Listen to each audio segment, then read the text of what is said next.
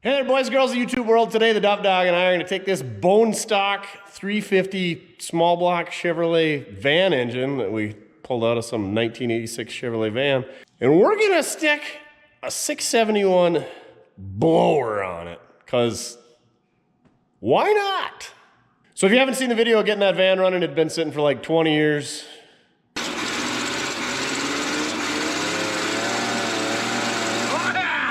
Got it running. It ran okay. And now, for almost as cheaply as possible, we're gonna see if we can't put a blower on this thing and then stuff it in something and do something really cool. So in this video, we're gonna get this thing running a little bit better, because we don't wanna put a blower on something that runs like dog crap. So we're gonna make it run in its stock form. So we're gonna give her a little tune-up, oil change. That's about it. And then we're gonna take the intake off, throw a blower on it, bolt the blower pulleys on it. I got the blower motor, so we're gonna use the blower carbs, obviously. We're not gonna put a worn out crappy old quadrajet on top of a blower. And we're gonna take the MSD distributor, because the stock HEI distributor, I'm pretty sure won't clear the back of the blower. Oh, we are gonna pin the crankshaft, because somebody told me that I should. But I think what you do there, I've never done it, is you basically put another keyway, essentially, in the crankshaft so that the blower pulley can't spin. Because if you shear that keyway, the stock keyway, then the crankshaft turns and the blower pulley doesn't, and then you basically grind off the end of the crankshaft, for lack of better terminology, and then your crank is junk and the whole engine is junk. Which we might make junk out of this thing, because we're not going to gap the rings. We're not going to change the head gaskets. We're not going to put a different cam in it. We're not going to port the heads. I hope we're going to just put spark plugs in it. And we're going to have to put new intake gaskets in it. And electric fuel pump. And like I said, pin the crank. Should be good to go. So what do we got here, Duff? This is a 1986 block. The neat things about these 86 blocks is it's got a one-piece rear main seal. And it's still got your perimeter bolt valve covers. It's still carbureted and still HEI, which somebody's going to argue, but this is basically the last year of the carbureted small blocks, because in 87, the majority of them all went to TBI, throttle body injection. We got our Amazonia cheap run stand, and it's going to work good enough for what we're doing. I really hope we don't put a blower on it and it's too much weight and we crank it up and it drops the floor. Like I said, we are going to change oil on it. We're going to put a filter on it. This thing seemed like it ran good. Last thing we did was pressure wash it off, so we're going to put a starter on it, crank it over, blast all that water out. But look at this. I pulled the plugs out. Look at how terrible and carboned up. I'm pretty sure that those were the original Delco R44Ts. Look at all that buildup. And they're all like that.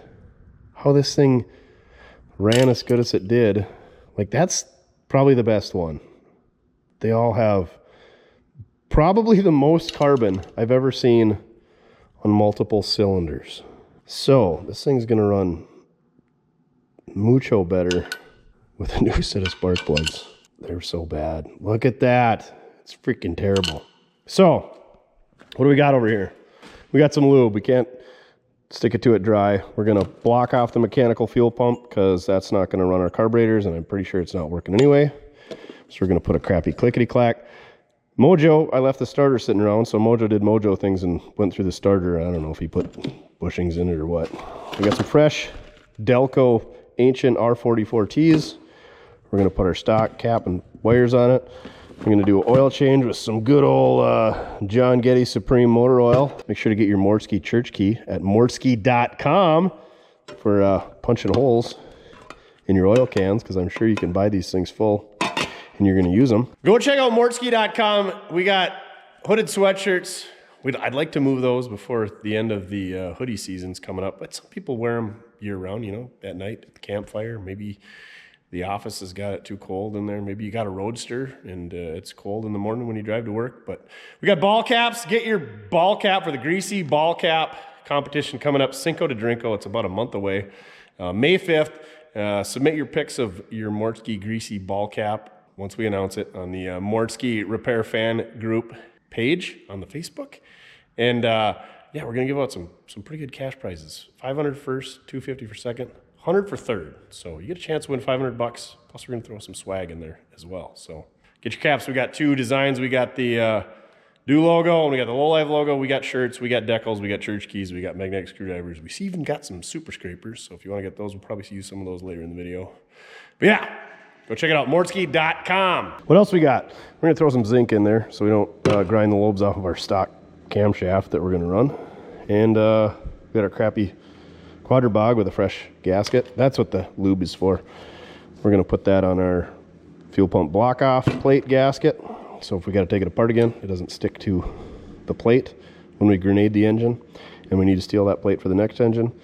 And when we steal our carburetor back, so we don't sacrifice a brand new $10 carb gasket. So let's get that starter on it, hook up the starter, and blast the water out, because you always want to get the water out of these engines. That's why I don't like pressure wash anything until we're ready to go. And it's been a couple weeks. Hopefully we didn't do any damage to the cylinders, because I guarantee there's rust in there. You're so much help. All right, let's put a starter on. Mojo likes redoing these starters and alternators so much that he's even painting them after the Mojo overhauls them. The Mojo, oh, we got Mojo craft stickers available at mortske.com as well. I know I've said it a million times, but make sure you use the right starter bolts when you put the starter on. Don't just use regular bolts.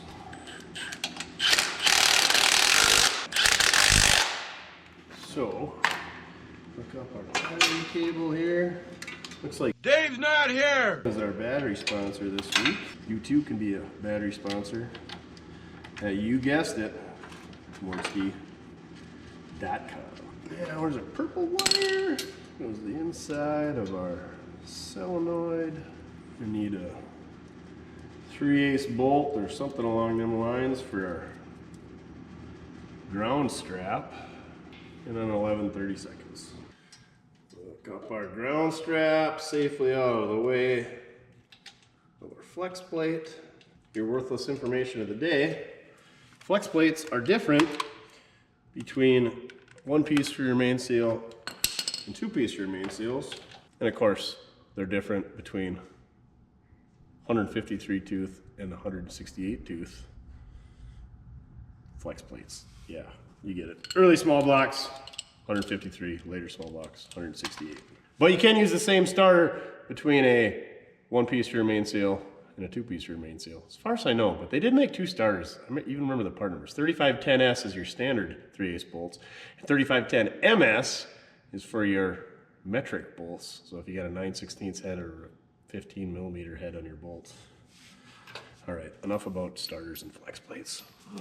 We did drain the oil out of this, I think, after we pressure washed it. So I'm gonna double check that, and we're gonna spin a filter on it, put some oil in it before we even crank it over. Even though I'm pretty sure you could crank it over safely with just the residual oil that was left in there from the last time it run, because we're not gonna crank it that much, but let's change the oil first. So this thing's got a Webb W5 on it. Somebody stated in the video on the van that these things were used, I don't know, they were somebody's oil filter at some fancy oil change place thinger or another. But of course, I forgot who it was. Hey, speaking of mortske.com, get your Screwed by Mortske repair screwdriver at mortske.com. Just kidding. We sold so many that they're actually out of stock. I like to use it to make sure that the O-ring came with the oil filter, which, as a matter of fact, it did. All right, let's punch a second hole in this vintage John Getty oil can. Oh yeah, tech tip of the day. Take your Mortske church key. One of you fans sent me an email or something like that. Put a magnet on the back, and then boom, if you got an old car, you can stick it to the dash for, you know, if you wanted to drink beers in your driveway, in your car, safely, responsibly. Your church key is ready to go if you're into drinking from a bottle. I'm not, in case you were wondering, I'm not really a bottled sandwich fan. I'm more of a can fan.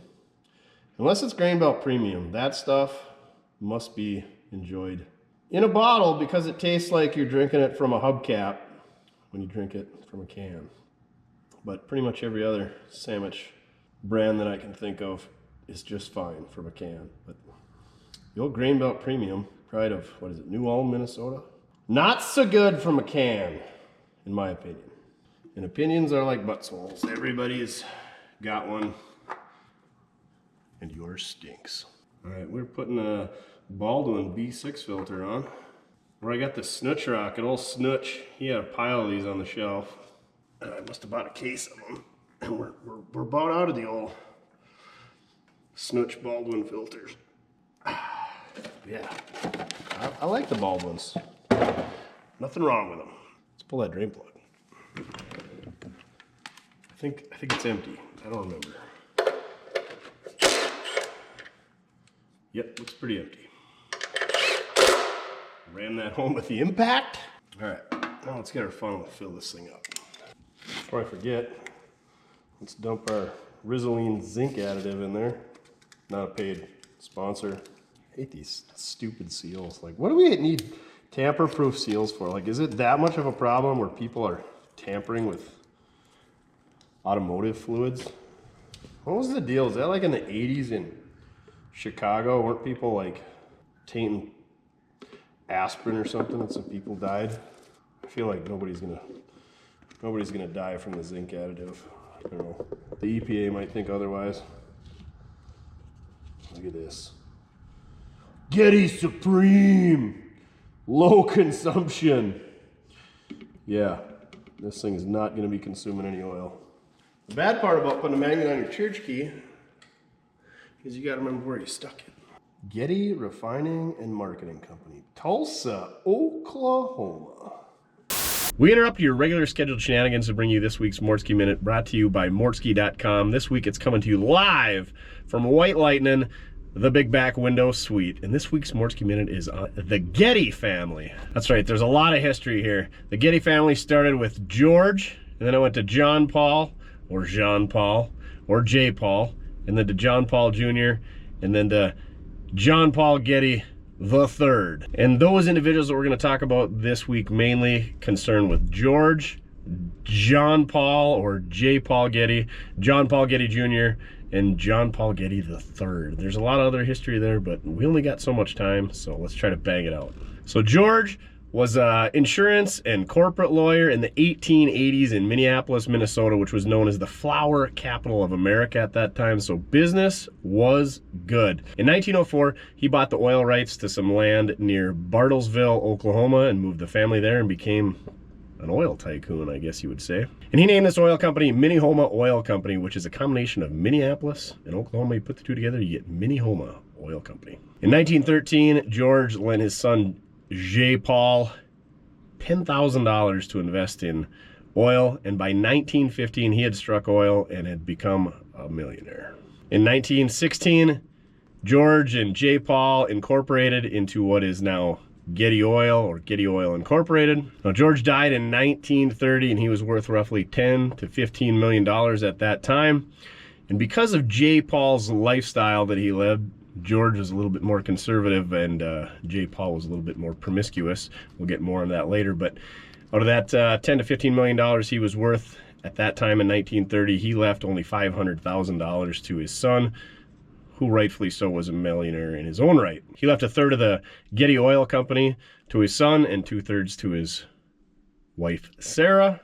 But J. Paul did get to be president of the Getty Oil Company at that time. Now more on Jean Paul or John Paul or J. Paul Getty.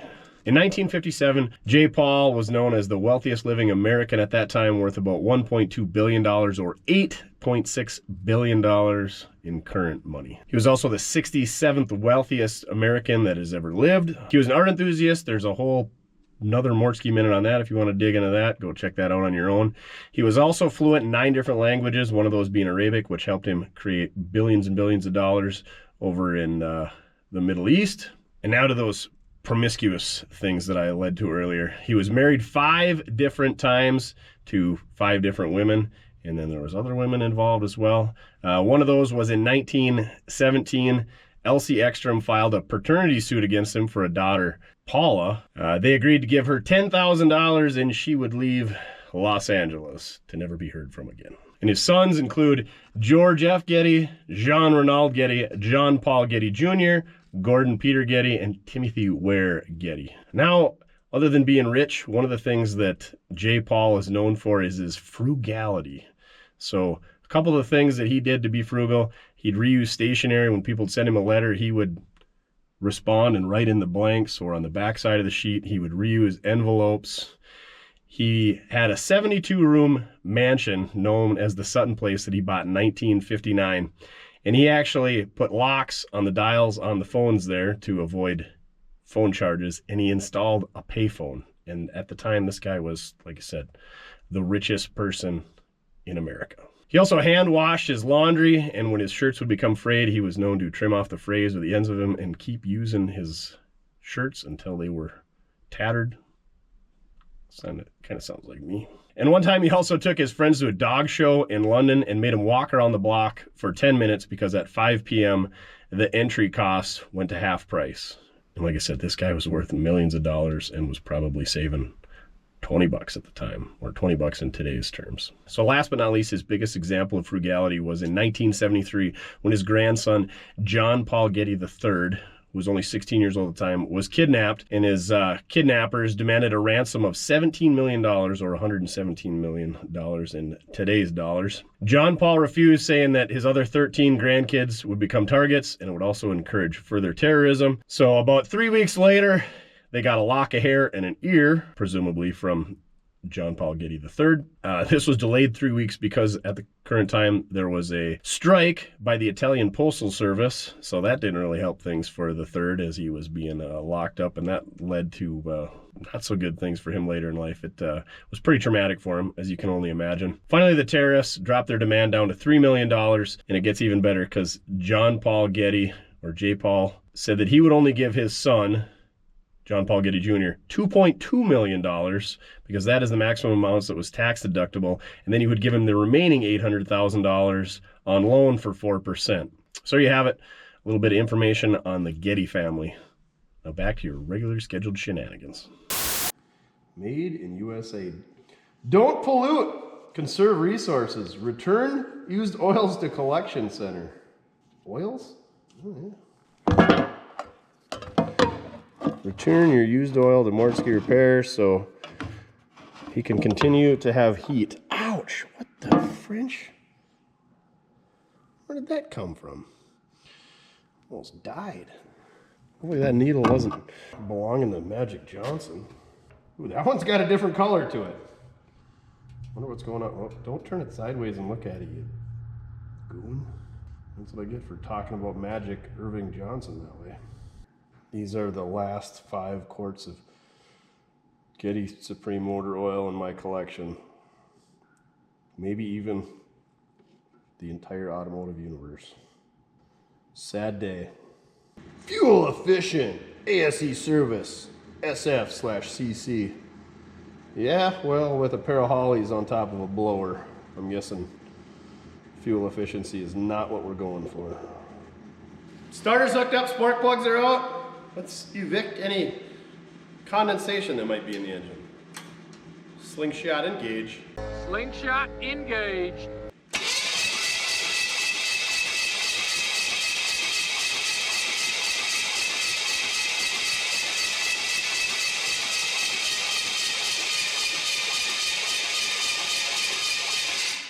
I think we got it all out of there. I'll safely dispose of these old spark plugs. The only reason to keep these things around is for conversation piece, because this is the worst set of spark plugs I've seen probably ever, and for plugging holes on an engine that you're going to throw outside, you don't want rain to get in, or for painting up an engine. And if I throw an engine outside, we don't really care if it's sealed up. You know we don't really paint engines around here, so in the trash they go. Better yet, if you want one of these old spark plugs so you can have a conversation, please, or to plug a hole in your engine, go ahead, get a church key from mortske.com, and I will throw one of these spark plugs in for 8 lucky church key purchasers. And if you don't want one, but you want a church key, you can leave a note in Shopify when you order them and say, Mortske, I really want a church key, but I don't want your stupid rusty garbage spark plugs. All right, I'm gonna stash these away in the merch room. There's some good conversation pieces in there. Just to see what we got, let's do a baseline compression test. And so that we don't have to worry about cracking our throttle blades wide open on our carburetor, we just remove the carburetor completely. So now let's take the carburetor lift plate off. That way, it gets all the flow. You can even use this Amazon special. It's just a push to fit. What is your deal? There we go. We don't need the threaded in adapter. Just whammy her in the hole, crank her over. 1.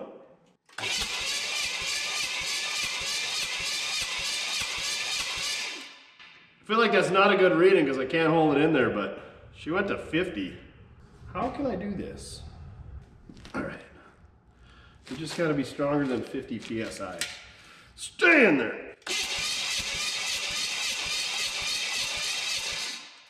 125.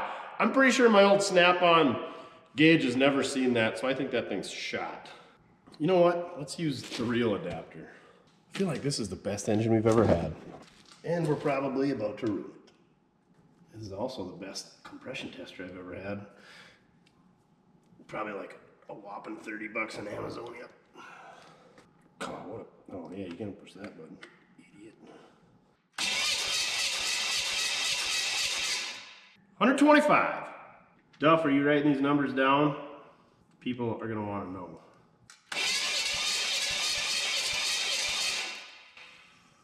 100. I say budget, but we might put some aluminum valve covers on it just because I have some. Then we can look underneath there. And I like aluminum valve covers because they don't leak as much. And of course, they look way cooler than stamped steel ones. And we don't have all this ugly PCV stuff because who runs PCV on their blower engine? I don't know, maybe a lot of people do. I don't know a lot about blower engines. I don't know a lot about anything. Everybody says I talk a lot though, so I know a lot about talking. Here.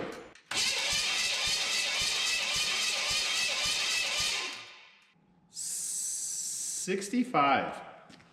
Not so good there, number 5. But you know how to boost compression? A blower. I don't think they boost compression, but maybe.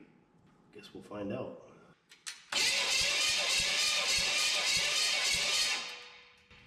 Another 65. Ruh-roh. If we got some bad rings, if we got bad anything, that blower is just going to push air right past the valves or past the rings, wherever we're not getting, wherever we're losing compression. The right thing to do when we put that blower on would be to get a larger blower pulley to reduce boost, but guess who doesn't have a smaller or a larger blower pulley? This guy. 125. Now we could steal the cam and lifters and heads off that blower engine, and we still might at some point, but we might as well see what happens. Everybody's like, you need MLS head gaskets, you can't run forged pistons, you need XYZ compression, you need these valves, these heads. 100. We're gonna find out just what you need. Or we're gonna find out what you don't need. How about that? Compression, hopefully that's something you don't need because we're not doing a lot of that right now. 115. The old even cylinders are kicking the odd cylinders' butts.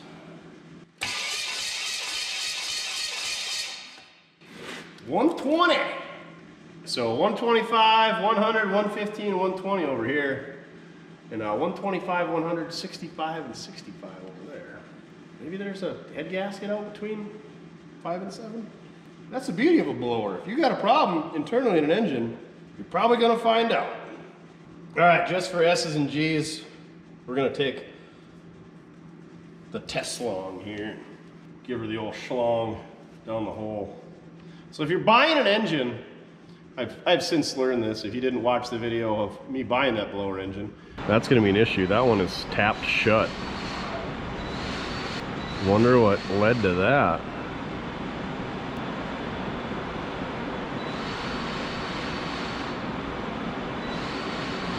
bad news, kids. I see why the gap is closed on the spark plug. I could have saved myself a big headache and a whole lot of money by just getting one of these cameras. You can pick them up under 50 bucks. I think some of them are under $20, but 30, 40, 50 bucks gets you a pretty decent camera. And that'll tell you a whole lot about an engine. So it looks like we got some standard flat top pistons. Of course, these two cylinders look good compression wise. These were the two that didn't. See a lot of carbon in there, which we should have known.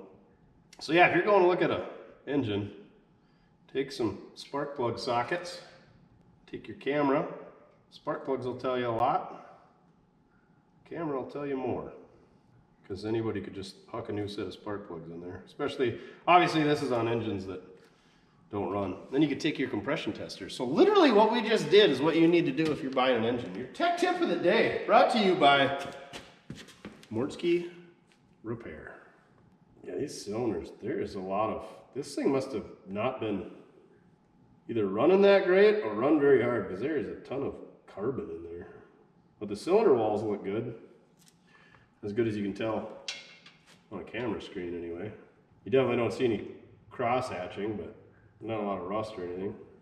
Sitting in a van with a hood on it and an air cleaner on it and a carburetor, it's probably gonna look just fine.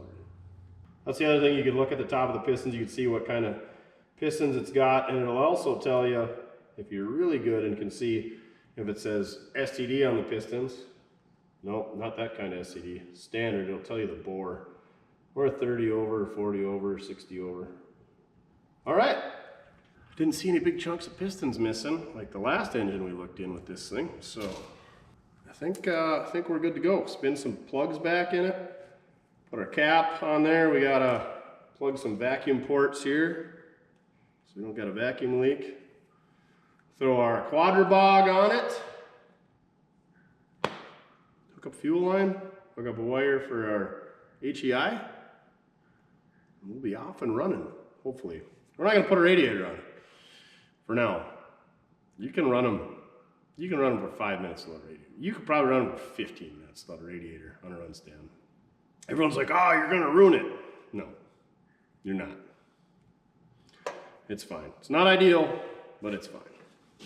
Once we get the blower on it, then maybe we'll worry about that.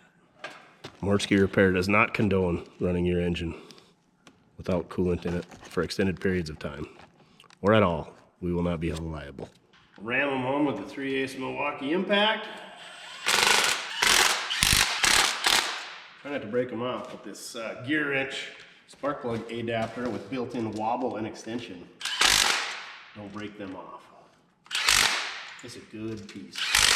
I haven't talked about this thing in a while, but it's got a built-in magnet in there instead of that silly rubber deal like they have. These things are good. Use our magnetic screwdriver and scratch the nastiness off the contacts in here. It's really not that bad. Not as bad as the spark plugs, that's for sure. Like I said, we're not going to be using this cap with the blower anyway, so no point putting new stuff on.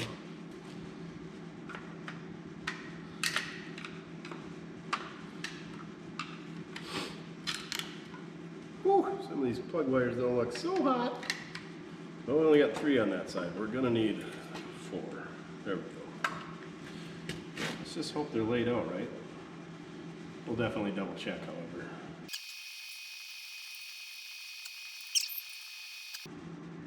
6, 5. Oh, I'm backwards. Can't all be perfect like DD Speed Shop. There we go.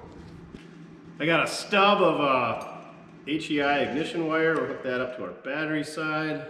Then we gotta run that to our ignition switch.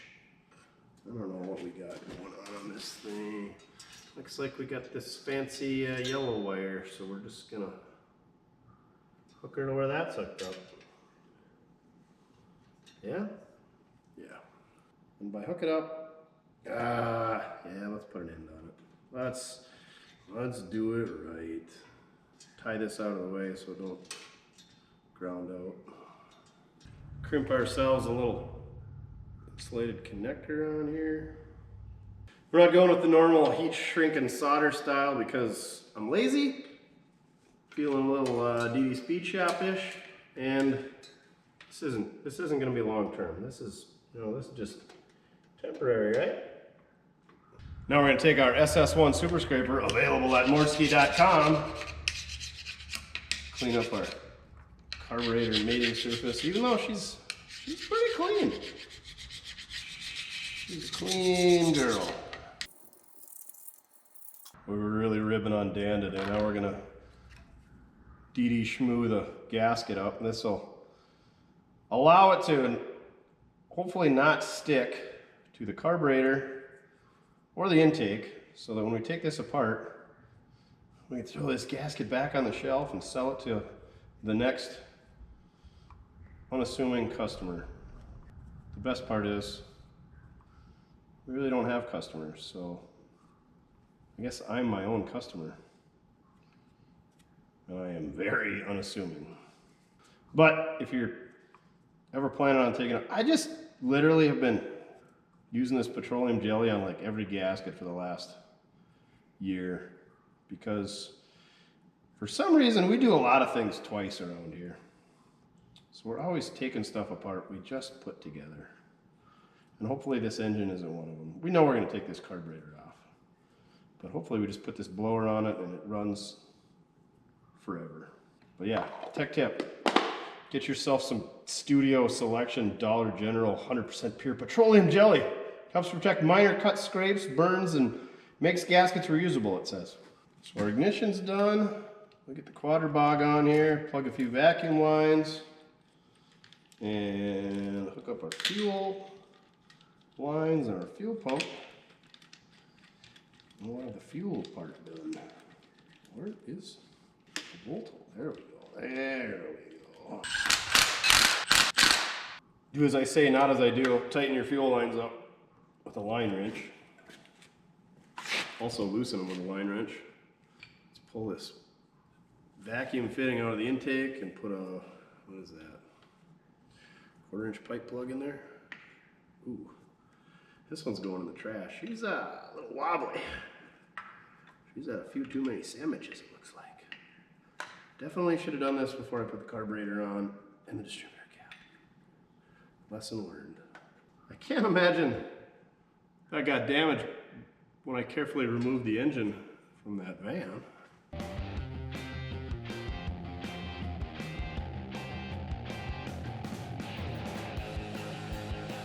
If I said 1/4, I meant 3/8. Now we gotta plug our PCV port up here.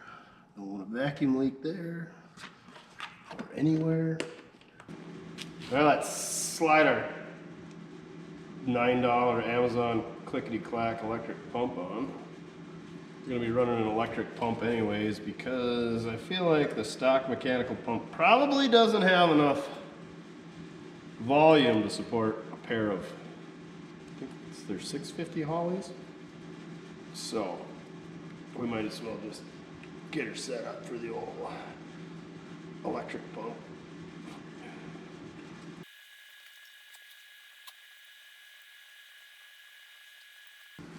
We will be professionally mounting this electric fuel pump with a locking pliers.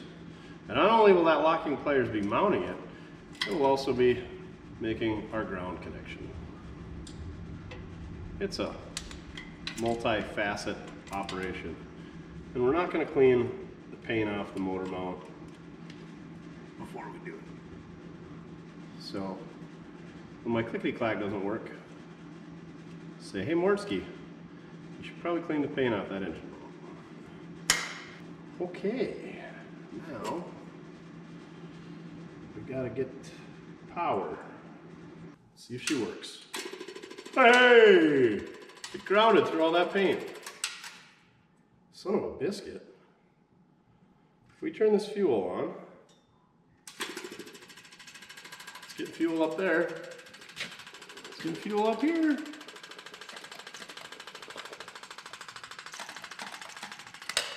See if it starts. I don't think we ever played with the timing, so the timing should be where it was at. Slingshot, engage. Oh, hold on, scratch that. Got a fuel leak. What did I do with the fuel leak stopper?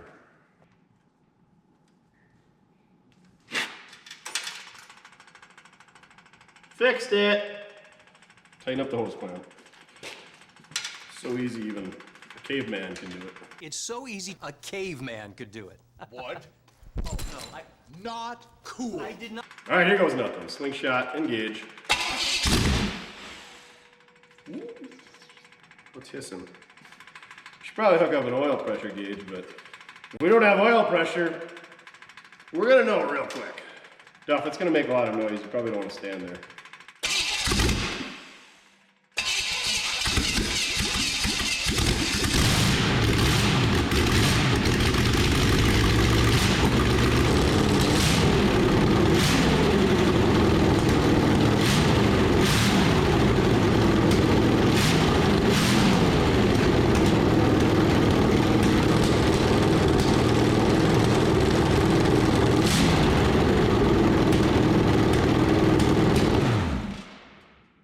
It seems like it runs pretty good, but it's kind of hard to tell with earmuffs on and straight out of the heads. But there's flames coming out all the cylinders, so that means we must have compression, fuel, and spark in all those cylinders. I guess we could put the zoomies on it. Really, we probably should put a radiator on it and get it dialed in. But really all we're dialing in is the carburetor, which we're not going to use, and the distributor, which we're not going to be using. And you guys have already watched this far of a stock small block engine, so I think it's time to rip it apart. Pull that intake, pull that distributor, pull that carb, start putting blower stuff on it. I guess the first thing we should probably do before we do that is try to drill the crankshaft. So this here unit come from Baldwin Racing. Slick, Puddin's bestie for the resties when he told me about it. So this looks like just a fixture. You put this on the end of the crankshaft. I know, I'm telling them about pinning crankshafts. I know I don't know anything about it, but some of these people don't either, so they're just gonna believe whatever I say. Kind of like the government. All right, let's not get political. So you run the crank bolt, which is a grade 8 7/16 that they provide, through the center of that. And then you drill, I think it's a 1/4 inch. Oh my gosh, it's got an insert on it that even says 1/4 inch. They send you a drill bit that probably says 1/4 inch. It doesn't come with any instructions, so thanks for that, Baldwin Racing. 1/4 inch drill bit. And this was like, it was like 100 or 150 bucks for what it is. And so basically you're buying say $1 for that bolt, $5 for the bit, and $1 for that pin. So $7. So basically that's a $143 fixture right there. But you can use it many, many times over and over for all of the stock engines that we grenade. So it's pretty much just a guide for drilling the crankshaft out. Oh boy, that does fit tight. Nice and tight. And it's a bushing that they put in there. Oh man. So you can, I suppose, take that out and put a new bushing in there per se. If I knew what I was doing, I would have had a Dammit make me one of these and it would have been way cheaper because we have the bolts. Adam could have made us a pin or we could buy a pin and we have the drill bit. Anyway, we're gonna pull the harmonic balancer off, put this on there. I'm gonna do a little research, but I would imagine you would want this pin or the hole, both are gonna be in the same spot, to be 180 degrees off from where your current keyway is, I guess. And I think, well, let's see how this drills out, but I think you're just skimming the edge of the crank, and then when you, I don't know. I need to do some research. We're gonna do some playing around here. Because I feel like this pin goes in where, in the same spot as the keyway, not the exact same spot, but it's going to be half, this pin is going to be half in the harmonic balancer and half in the pulley, and because it's rounded, it's stronger, it doesn't have that flat edge, and so you'll actually shear a keyway, the key off, where this round shape is going to be better. I don't know, Slick said you got to do that, and I thought, yeah, if that keyway shears and the crank turns and that blower pulley doesn't, it's going to ruin both the crank and the pulley, which the pulley, or the harmonic balancer that it bolts to, I guess. You just buy a new harmonic balancer, but you don't just huck another one back on that crank that's all ground up. It's not going to fit real well. And if you ruin a crankshaft, you pretty much ruin an engine, because you're not going to just stick a crank in it without putting new bearings. And you may as well do rings and all that stuff. And that's not what we're wanting to do here. So that's what we'll be doing when I come back. Just pulling a harmonic balancer off and trying to figure out how to pin this all on our own, because there's not a lot of videos on it on the YouTube. There is for like LS motors galore, but nobody does it on the small blocks because that's old news, and all the guys who do it don't have smartphones or don't make YouTube videos. That's what we're here for. We're going to show everybody how to do it wrong, probably. If I do it wrong, I'm sure all the Dwaynes are going to be down below commenting, "You're an idiot, Mortske. You don't know what you're doing. You're misinformation. You talk too much. You can't put a blower on a stock small block." Watch me. Duff says, before we pin that crankshaft, let's see what we're working with. So let's get this blower pulley off and this harmonic balancer off of this engine and see what they did. Not saying that that's right or wrong, but this is what we got to put on there at the end of the day. So let's take a look first. It's got to come off anyway. 6 Allen bolts holding this son of a biscuit on there.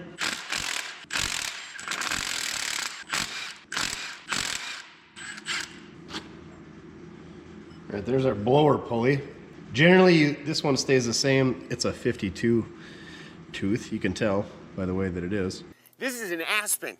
You can tell that it's an aspen tooth because of the way it is. But like I said, this one stays the same, and then you swap out the upper pulley on the blower because it's easier, I would imagine. And that'll change your blow ratio and your boost edge.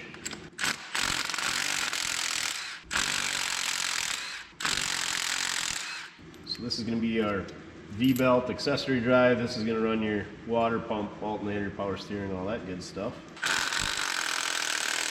And that's our harmonic balancer bolt, just like you'd have on your plain Jane 350 like we're working on. So why does this pulley not come off? Is it pinned down? Is it just friction? Wow, that is bright.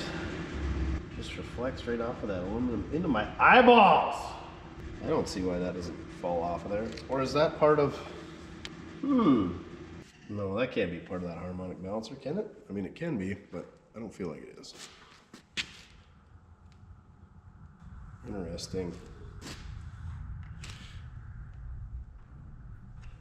Can't see anything with my flashlight because it just bounces back. It's me in the eye. Yeah, those 3 held it to the harmonic balancer, and that one held it to the crankshaft. I feel like it's just a really good friction fit that's holding it still. I really don't want to screw this harmonic balancer up, or this pulley up, because it's not off-the-shelf GM garbage that I got laying around.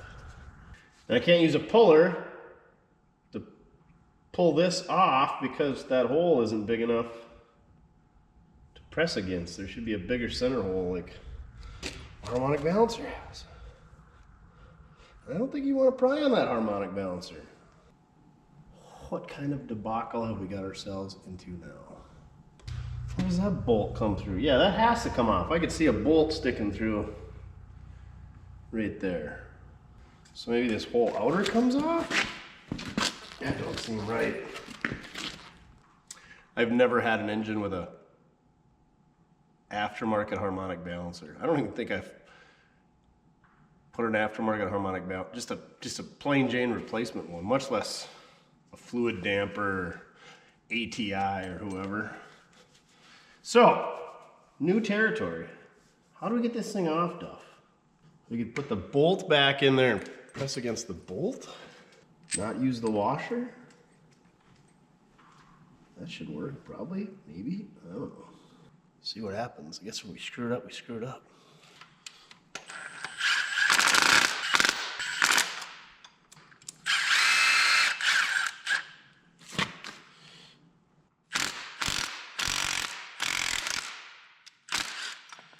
I am the smartest man alive. I am the smartest man alive! Oh yeah, she's just a press fit in there. So that's what we were hung up on. A whole lot of oil in there for some reason. Fluid damper? Is there fluid in there and that's the fluid leaking out? So now I guess we just do the same thing. Return for overhaul every 10 years. Maybe this thing needs an overhaul. Comment down below if you know that I shouldn't run this thing, or if you know anything about overhauling harmonic balancers or fluid dampers. I'm guessing it needs an overhaul and it's been leaking and that's where all this oil come from. But let's keep on keeping on. I think we can just pull that off there now, right? Hopefully.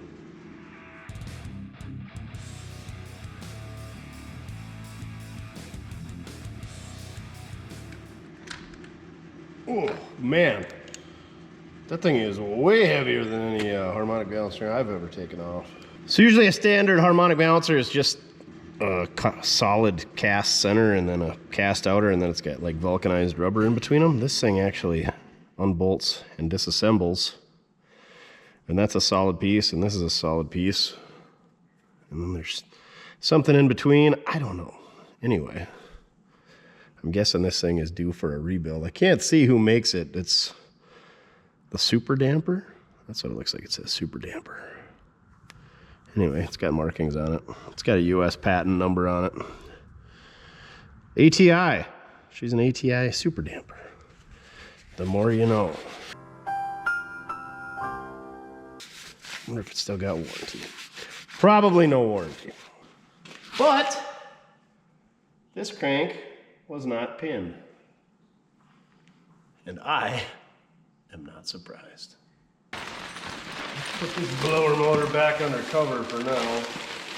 We might have to steal the water pump and pulley, but we'll worry about that when we get a radiator hooked up.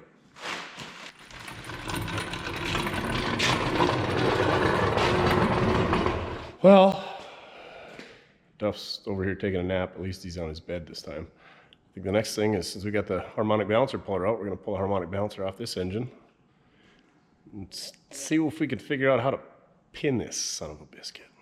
Or should we just hook it back together like the last guy, Rommel Ferguson, did? I mean, we couldn't make it run any less than 150 miles like they did. Yeah, let's check into pinning.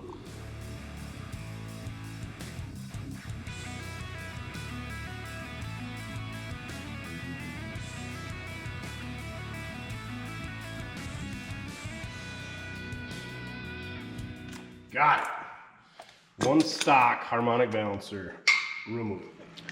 All right, I'm kind of stumped, torn, forlorn, between a rock and a hard place. So anyway, this drill bit, you know, the full circle, half of it drills into the crank and half would drill into the harmonic balancer. Are you gonna come give me some insight? Well, I guess we're gonna wing it here. There's a bunch of crap inside of this harmonic balancer, Duff. So we're going to mark 180 degrees across from our current keyway, and that's where we're going to drill it. But I think we want to suck this on there as far as we can first. Let's mark it, and then we'll suck it on there. Oh yeah, that's eyeballed precisely 180 degrees off. Make sure you can see our mark with that installed, and we can't. Okay, now I'm gonna go and get my micrometer and I'm gonna measure this depth, and we're gonna measure the length of the pin, and then we're gonna mark our one and only 1/4 inch drill bit. We're not gonna break any, and yeah, that's what we're gonna do. Not break any bits. So we got inch and what is that? 7 thousandths. This is not machine work here, so we're just winging it. We're not going to get her down to the 100,000s. So what's that? So it's 750 plus an inch 80. We'll go inch 80, and then we should be good. So now we're gonna mark inch 80 on our drill bit here. You can see how I just transferred my thumb right to where it needed to be. So this is gonna be super exact. Super exact. Wouldn't that be the epitome of irony, is me screwing up the crankshaft by trying to prevent the crankshaft from getting screwed up? I think so.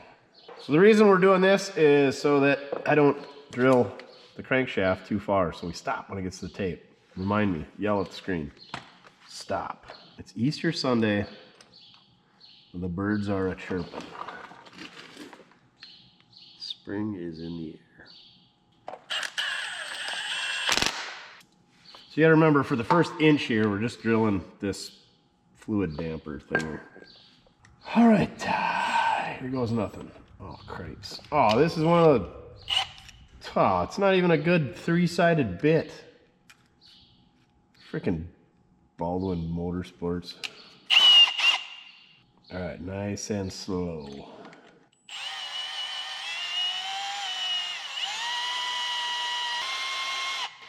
This damper is probably made out of some frickin' unobtainium super hardened material.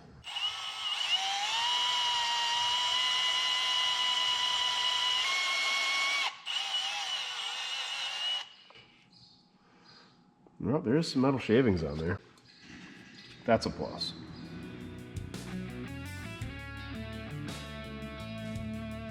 I gotta say, I think we're making some progress. That last 3/4 of an inch is gonna be the real test, because that's when we're drilling both the damper and the crank. A lot of lube, don't wanna be sticking her in there dry.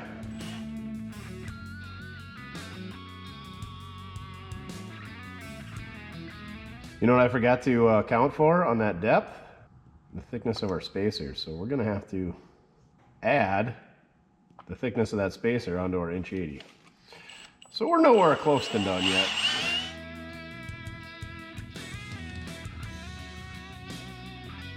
Is that 3/4 inch as well?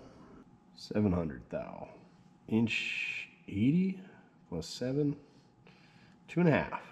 That's gotta be about the length of our drill bit entirely. Just about. There's not even enough room on this drill bit for that much tape, so for the thickness of the tape that I have, so we're just gonna keep ramming her home. What the heck? Oh yeah, we should be good. We're not getting to the sealing surface, right? I don't know. Are we? No, it seals on the harmonic balancer, you dummy. I don't want to screw up my crankshaft on my $300 engine. It would probably help if we turn the engine over so that this is at the very bottom, so that all that oil stayed there. Let's do that. Let's go the other way.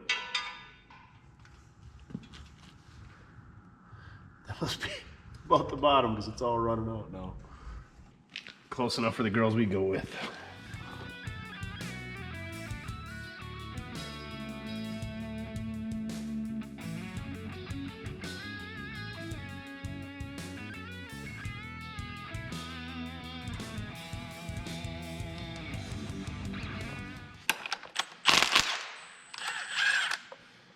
Oh boy, that's a lot of shavings, Duff.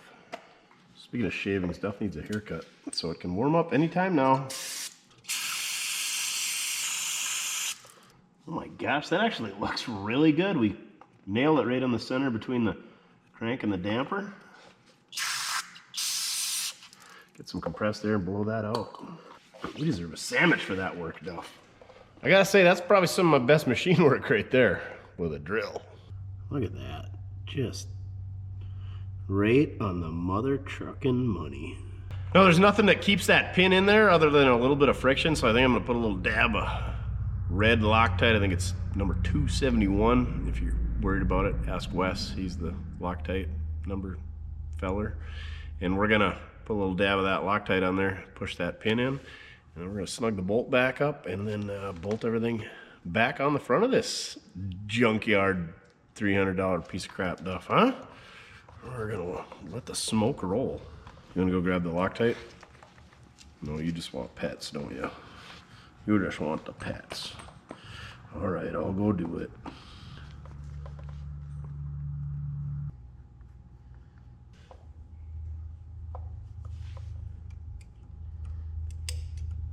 All right, Mr. Pin, go in there.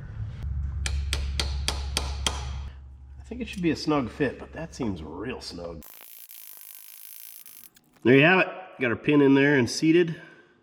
We're ready to do race car things. So while I'm looking at this, that other engine's got an adjustable timing mark on it that bolts on to the front cover here, the timing chain cover. I think what we're going to do is we're going to double check top dead center on this engine and then see where it lines up with that mark.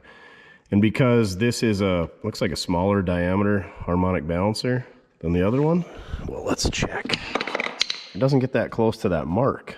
Yeah, so you can't really see it as well. So let's double check that those marks are correct, because sometimes things aren't right. And we might just cut that thing off there and bolt that other one on there and adjust it to where it needs to be. Plus we already got our turning tool out and we already got our spark plug tool out. So let's find top dead center, or TDC as they say. Look at that China wall job. Top notch. And how about a round of applause for me for not even breaking a single rib? That's pretty good, eh? No? You think you could have done better? Let's see it. You can drill that 265 out over there. Sorry, I didn't mean for you to come over here. You can continue napping while I work. Big baby. Oh, you got it rough. Would you look at that? The mark's actually lined up with top dead center. So that's a plus. So now what I'm gonna do is, when you throw a bunch of parts at something and you got issues, you don't know what to point the finger at. So obviously we're gonna mix in the blower here and the carburetors, and I can't put the carburetors on here, but I can put the MSD ignition. So I already got my coil sitting here. Everybody's heard of the 6AL box. I think there was a 6A something that I'd picked up originally, but somebody said, get one with the boost control. So I got the one with the boost control. And that is the 6, what is this, BTM boost time management? Yeah, 6 BTM boost time management. So we gotta wire this thing up. It does connect right to that MSD distributor, and it says it's compatible. It actually recommends that coil that we're using, the 3 series, part number 8223. So we're good there. We don't need this white wire because that's for points. We got power and ground. We got key power. And then we got our coil wires here. So pretty easy to wire up. These 2 wires hook right up to our distributor. They're good to go. And then the great thing about this is it's got the boost retard. So for every, so if you got it at 0, it's not going to do anything. But if you can set it at 1 degree, 2 degree, or 3 degrees. So for every pound of boost, so say you had it set at 2 degrees. So for every pound of boost, it's going to retard your timing by 2 degrees, what I'm told. So if you got 6 pounds of boost, and it's going to retard it 12 degrees, apparently. So it makes sense, because I guess that causes detonation, and that's what ruined the last engine. These things got adjustable rev control, so I got her set at 3,000. It comes with 3,000, 5,000, 7,000, and 8,000. So, no, 6,000. It doesn't even go to 4,000 or 5,000. So we're just going to set her at 3. And also, it comes with the electrical guillotines. So you know what we're going to do with those. Throw those right in the trash. So we got her set at top dead center. Let's pull our distributor out, put this one in, and then we'll have to wire this up to the battery and the key and mount our box. And yeah. So the thing here is, we already know that the engine runs. So we're just going to eliminate the ignition from the engine and put this ignition on. And then hopefully when we get our blower back on, that'll eliminate that factor, because we already know that the ignition is going to be working. So makes sense? Yeah, instead of just putting everything together at once. That's what sucks about building a car from scratch. You got brakes to figure out, tires figured out, exhaust, shift linkage, throttle linkage, the engine, the timing, the fuel, the air, the ride heights, the rattles, all that stuff. Where if you do just one piece at a time, Johnny Cashing it here, and you see if that works, and go from there, and get that dialed in, and then switch your carburetor, and then get that dialed in, and then switch your camshaft, and so on and so forth. So just baby steps. All right, let's get our old distributor out and our new one in. Let's see how close our timing was set to number 1 on this cap. It did seem like we didn't have the vacuum advance even hooked up, so that could have been why it wasn't revving so awesome before.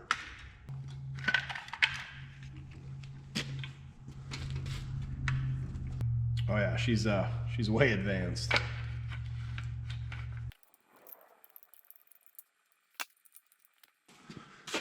So there's a little bit of rust inside of this distributor.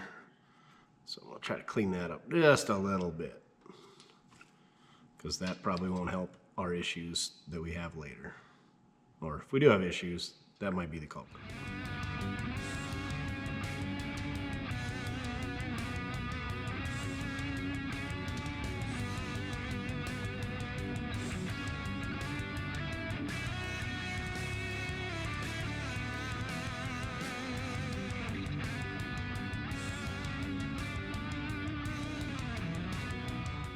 All right, we got battery power, battery ground, key power, coil wires. Got our boost retard set to 0 because we got no boost. Just kidding, it's set to 2, but we're setting it to 0 now. Let's see if she runs.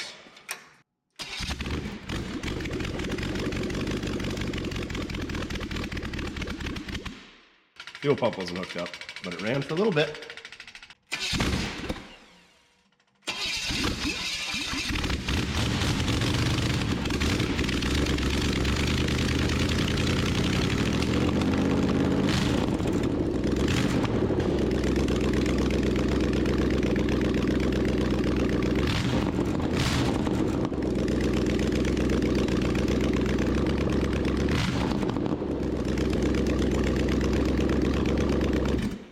Wowza, that thing runs way better. It did kick out there because I got that 3,000 rev limiter, and I'm guessing we hit 3 grand. So I think our ignition's working good. So now, guess what? Let's rip it all apart and throw a blower on it. Is that what you want to do? Throw a blower on it? Yeah, I concur. Yeah, I never messed with one of these MSD 6 boxes before, and super easy. Power ground, plug into your coil, plug into your distributor, one wire to the key. Easy peasy lemon squeezy. This thing runs way better. With the timing was super retarded, and we set it to TDC and then advanced it a hair, and she runs a lot better, Duff. Way better. All right, let's rip her apart and do some blower things, I guess. So we got to bolt all this stuff back on. Remember how to do that?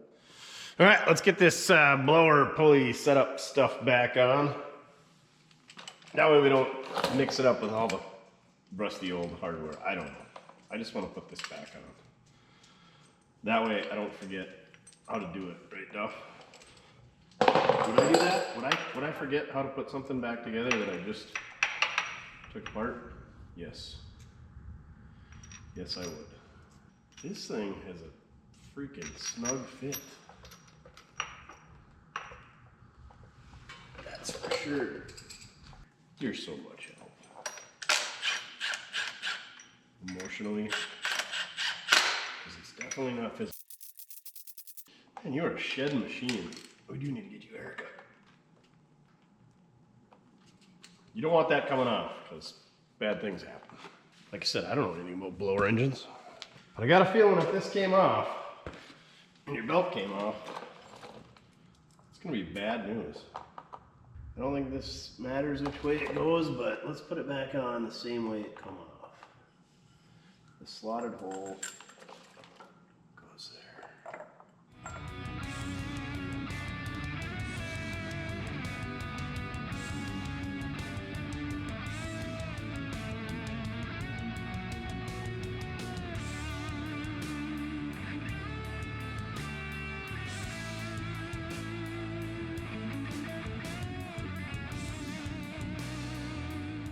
Well, it's not super sludgy in there, so looks like she's had some regular maintenance. Get out the super scraper. SS1, I think, is what we're going to go with here. Available at mortske.com. Clean up our gasket mating surfaces.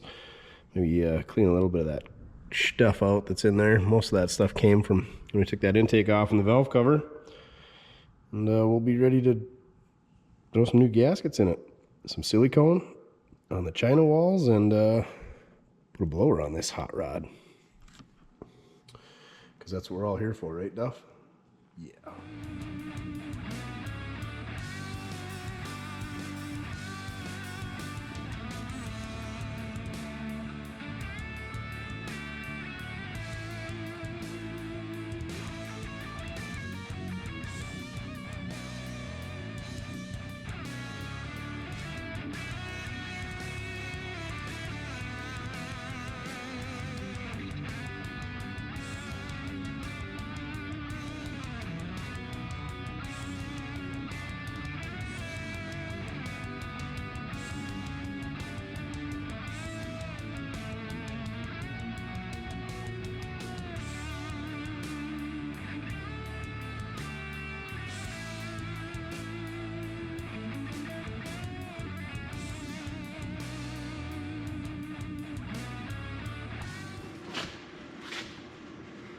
At least they're light. Ugh.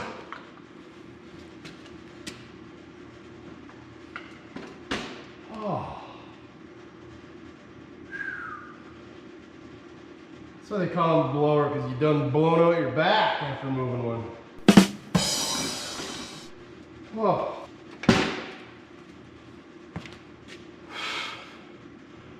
There you have it. A $15,000 blower on a $300 engine. I'm gonna go lay down for a bit. All right, no idea what you're supposed to tension a blower belt to, but everything's hooked up. Ignition's hooked back up. We're gonna probably have to play with the timing. Fuel's hooked back up. Hopefully we don't have any leaks on these carburetors. They're Hollies. Guaranteed they're gonna leak. Speaking of that, let's just turn on the key and try to fix the leaks.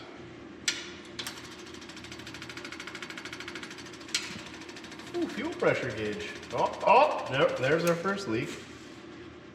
Stupid glass fuel filter thinger bobbers. They thread together. Okay.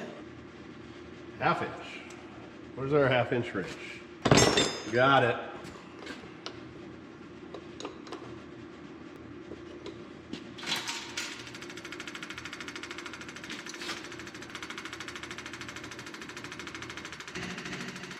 Oh, there we're getting fuel pressure. 4 or 5 psi, 6, 7 psi. That's the needle just wiggles back and forth on that clickety clack. I would assume a good, like a Holly blue, would not do that. It would just have steady pressure, but must be set at about 6.5 psi. She's capped out. That's all the fuel filter wants to put out. Fuel filter, fuel pump. All right, let's do this. Say it with me. Slingshot, engage. Slingshot, engage. Duff just shaking with excitement over there. He's like, I don't like clickety clacks or blowers. It'll be fine, buddy. Probably gonna have to put some headers on it though. Just light right off. Don't blow my face off. Ignition wire. Where's that at? Let's double check. Looks like it should be hooked up. Maybe give her a pump of the old gasoline.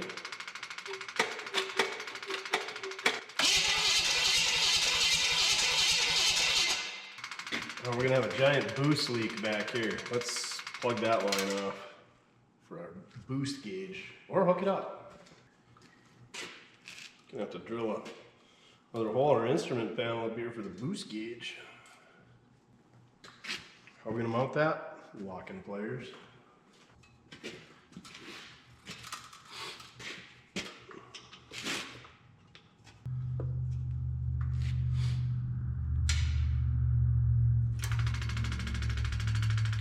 We got fuel pressure. I guess we could check for spark, maybe? Oh yeah, we're definitely getting fuel coming out of the cylinders. We got too much fuel. Let's check for sparkage.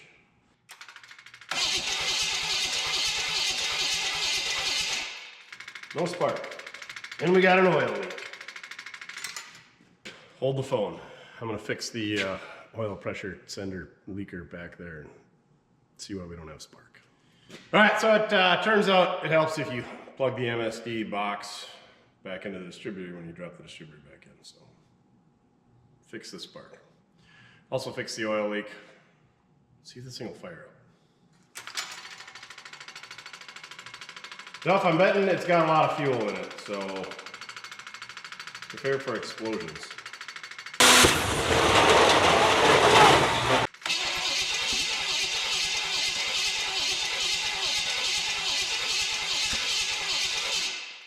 Advance her a bit, maybe?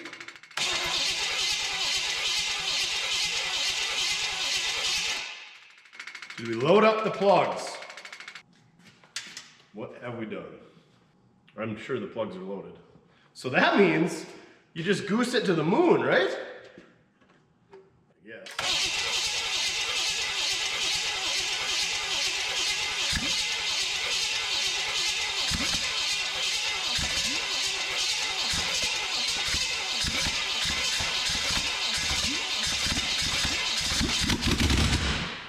Oh, that's a lot of fuel.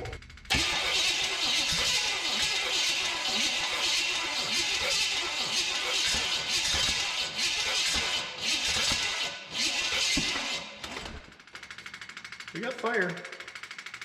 Similarly eerie to Y-block stuff.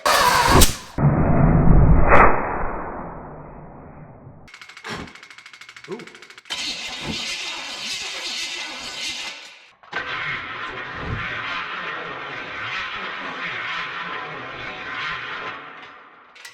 Okay, I get it. You got enough fuel. Maybe we'll swap a battery out, let her cool down a bit. We need more battery, and I think our timing's off. And we're getting way too much fuel. I don't know how we're gonna get less fuel though. Unless we take that plate off and put a single carburetor. How dumb would that be? Blower motor with a single carburetor. I mean, we're already going for like the dumb idea record. Nah. There's like whistling diesel stuff out there. We're not that dumb. Not that he's a dumb guy. He makes money doing dumb things. And here we are. Okay, let's let those plugs dry out. Swap a different battery in. I'll be back. I'll be back. Looks like the Hepburn Hick is next up for our battery sponsor this week. You too can be a battery sponsor at mortske.com. The Hepburn Hick. It's March Madness. Larry Bird was the man. I don't think he won the NCAA championship, but he won some NBA championships. Wasn't he the Hick from French Lick? French Lick, Indiana. You got any French Lick, Indiana viewers watching? I'm sure there's a few. I ain't never been to French Lick. Shin and I did drive through Indiana though. All right, let's goose it to the moon and see what happens. You're probably gonna duck for cover though, because it's gonna scare you.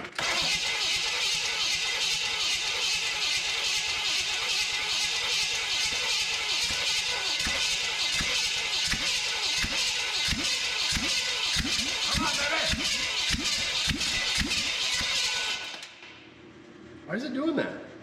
Why? Clearly because it's got fuel underneath the valve cover. Smother it, right? Gas pipe?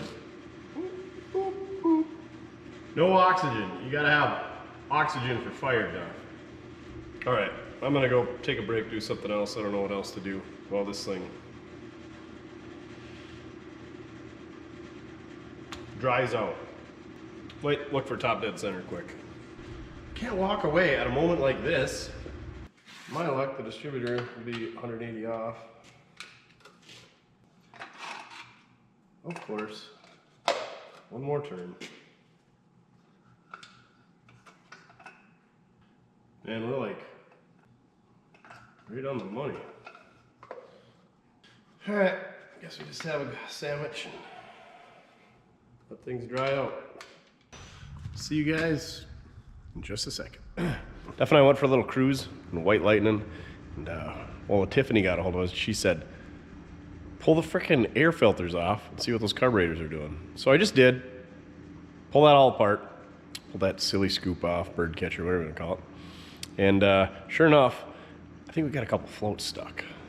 Explains why we're getting fuel out over here and back over there. So these things got 2 floats, and we're leaking gas here and we're leaking gas here. So I'm gonna try the old tap-tap-taparoo method. Just tap it in. Just tap it in. Give it a little tappy. Tap, tap, taparoo. See if we can't get them unstuck. I don't think the Mortske magnetic screwdriver is gonna have enough tap action, so we're stepping her up to the big dog.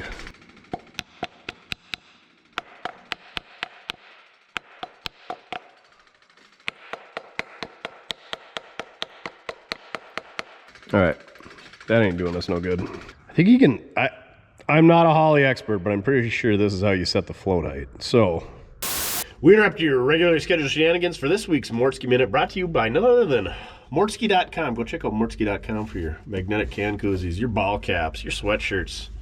We got it all. If we don't got it, you don't need it. This week's Mortske Minute is Holley. Everybody knows everything about Holley, right?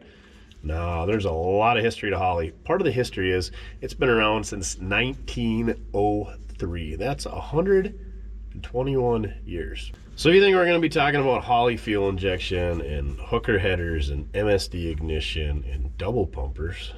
We're not. We're talking about the old Holley. Way, way back in the day. Holley goes back to 1896, and that's when the Holley brothers, George and Earl, actually built their first 3-wheel, single-cylinder automobile that went 30 miles an hour. 30 miles an hour doesn't seem very fast, but in 1896, when automobiles were pretty much unknown, 30 miles an hour was a real feat. So anyway, like I said, George and Earl Holley were in Bradford, Pennsylvania in 1896 when they built their first automobile, which they dubbed the Runabout. So the Holley Motor Company was established in 1902, and that is when the brothers built their first automobile. That's right, Holley was building automobiles. Bet you didn't know that. Their motorette, as they called it, was roughly $550 at the time in 1902, and they sold just over 600 of them. Holley says their official established date was 1903, but 1902 they were building cars. 1903, Henry Ford, I don't know if you heard of him, but Henry Ford had established several other automotive companies, but the Ford Motor Company that we know today wasn't established until 1903, and that's when they built the Model A.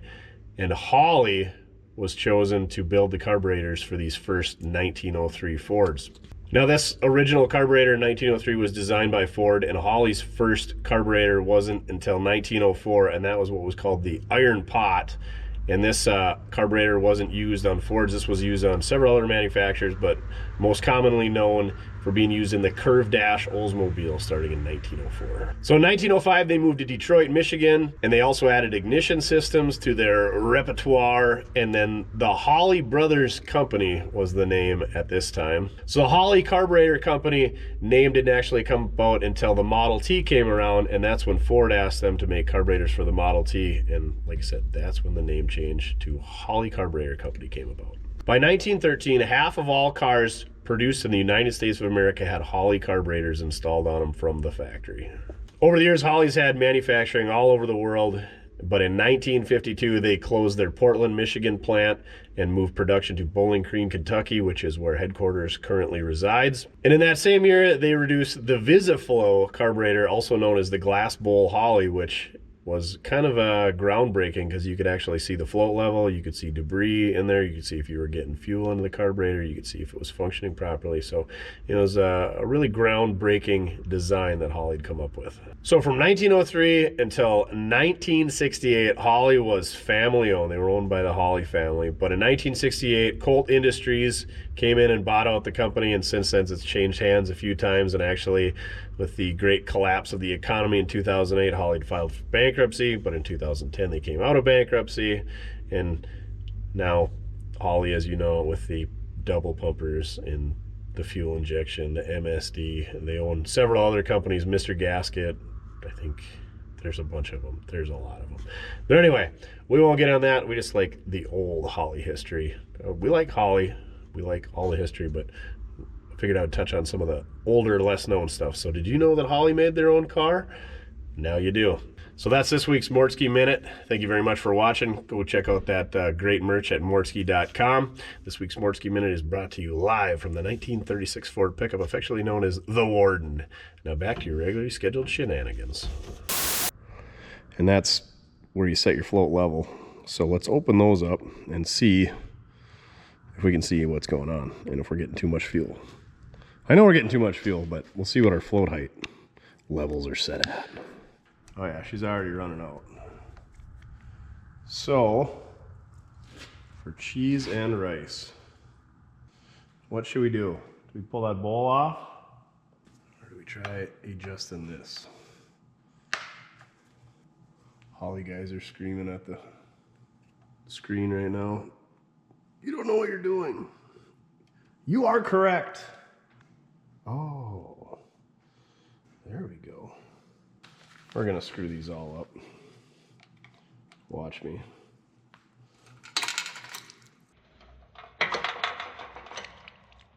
Okay, I think we're just gonna leave those. They were probably set right before.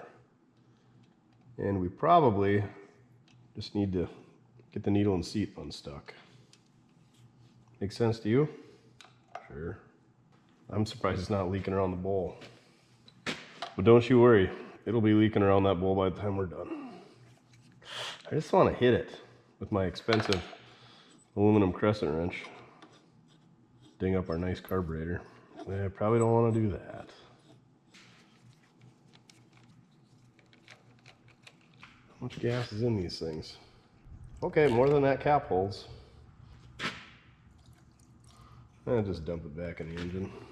Oh my word. All right, we need a larger catch can. Hot sauce bottle, recycle it. Brilliant. Brilliant! Oh.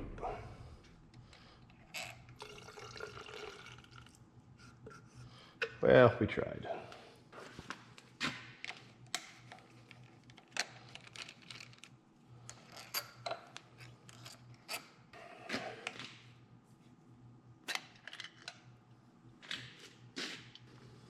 Well, it doesn't seem to be sticking, but maybe it's not seating.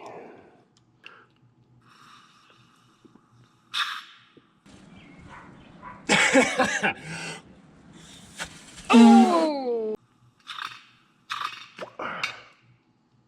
Yeah, I can blow on it to get it right past. So how do you remove? All right, I'm gonna do something dumb. Guess what? You wouldn't expect any less. We're gonna turn on the fuel, see if it caps it off. All right, here goes nothing.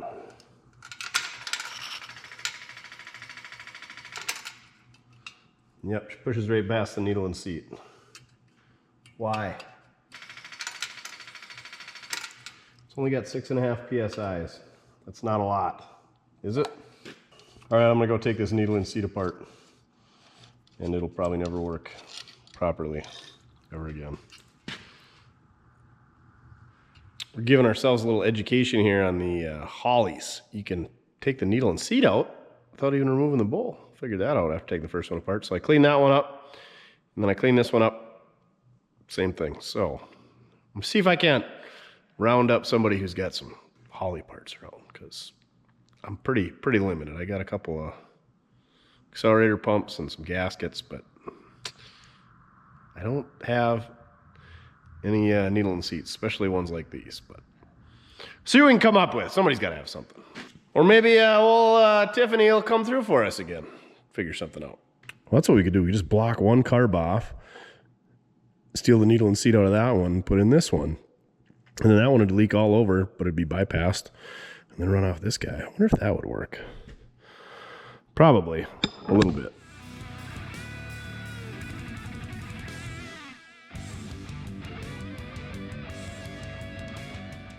Guess what?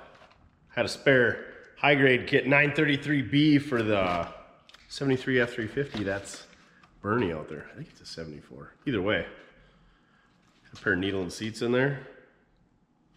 So, got the new ones in. No more leakage. We got our headers on there, so at least if we're blasting out fuel, it'll be up there, not, I know. Plus it looks cool, right? On an engine stand anyway. And they sound better, and you still watch the flames coming out and diagnose things like what cylinders are hitting and what aren't. Anyway, let's crank this thing up, see what happens. Now that we got our fuel leak fixed, I think she's gonna go. Even got the ear protection on. Can you hear me now? It's gonna be real fun working on them carburetors with these headers right here. Wonder if I could flip them upside down. Not that that would help. Kind of want to try though. All right, I think we got our leaks fixed. Here goes nothing. Slingshot engaged. Slingshot engaged.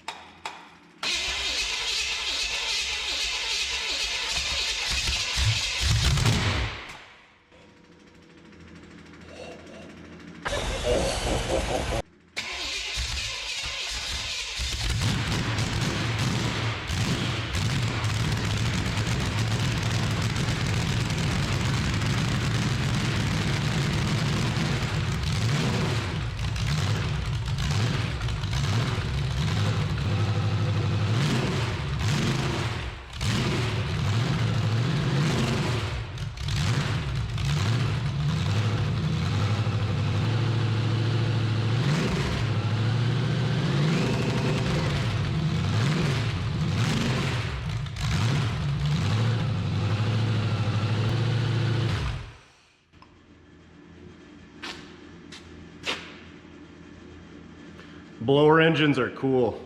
So, which reminds me of something. Randy Gribble down in Watertown, South Dakota, Lake City Riding Customs.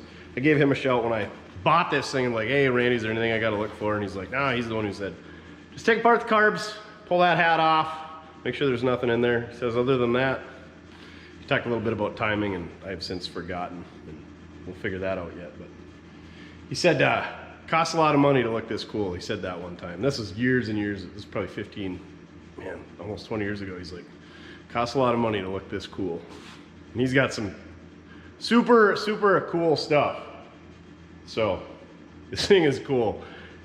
Yeah, I got a lot of money into it. Yeah, it's a crappy bottom end, but you paint it up, it's a blower engine.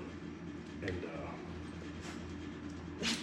for grenades, we go grab another one, and we learn from our mistakes. We keep winging it. I need to get a cooling system on this thing because I want to run it a little bit longer. And that's the beauty of these run stands. You can fix all your leaks like we just did. You can dial in carburetors. I'm getting kind of familiar with these needle and seats here. It doesn't seem like it's running right, and it's pulling 20 pounds of vacuum on the boost gauge. So I don't know if my boost gauge isn't working or why we wouldn't be getting any boost. It seems to run pretty good for having a giant vacuum leak. But yeah, and I'm not saying this auto meter is the best, but she's sitting at 0 now. I'll fire it up for you. Let me put my earplugs in. 20 pounds of vacuum.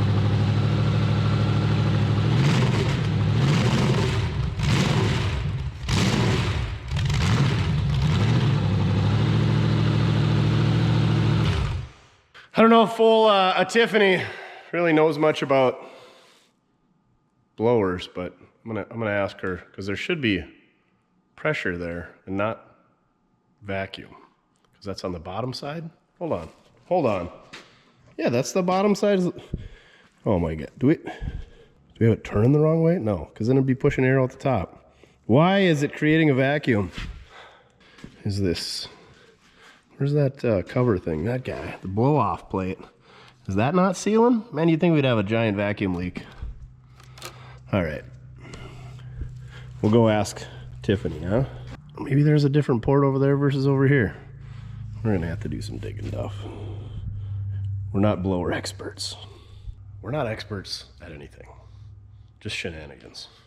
Evil shenanigans. All right, scrounged up a aluminum radiator. Got her mounted on here. This was in Mojo's kid's mud truck that he dropped off. So I figured that's a good use for that thing. I'm gonna go steal a water pump off that original blower engine and then put some hoses on it. It even came with, look at this giant flexi hose. Whew. That's a gem there. And yeah, I don't know if we're gonna be able to leave it on the back side there, move to the front side. I suppose we gotta run an electric fan anyway, so we'll see what we got for hoses and what's easier. Oh, I'll probably have to round up an electric fan if we're gonna run it for too long. But yeah, I gotta find a dipstick. This one is too big of a diameter, this chrome one, so I think we're gonna have to get the van one and just leave it long, or maybe try to shorten it. I don't know. These later blocks must have a smaller dipstick hole. Jimmy, the more you know. We're getting educated. All right, let's get a water pump on there and some gaskets. Use our super scraper, clean that surface up. Oh yeah, we gotta find a belt too, Duff says. All right, cooling system project engage. Will you be of assistance? I'll take that as a no.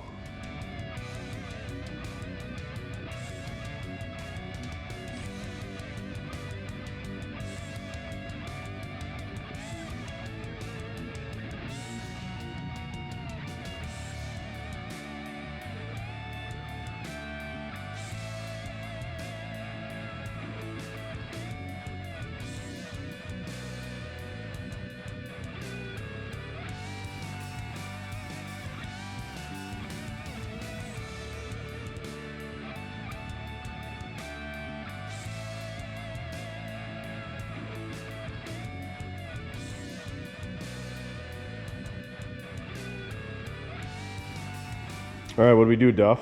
We got flexi hoses hooked up. Yay! Yay! And we got coolant in there, being water. No fan yet.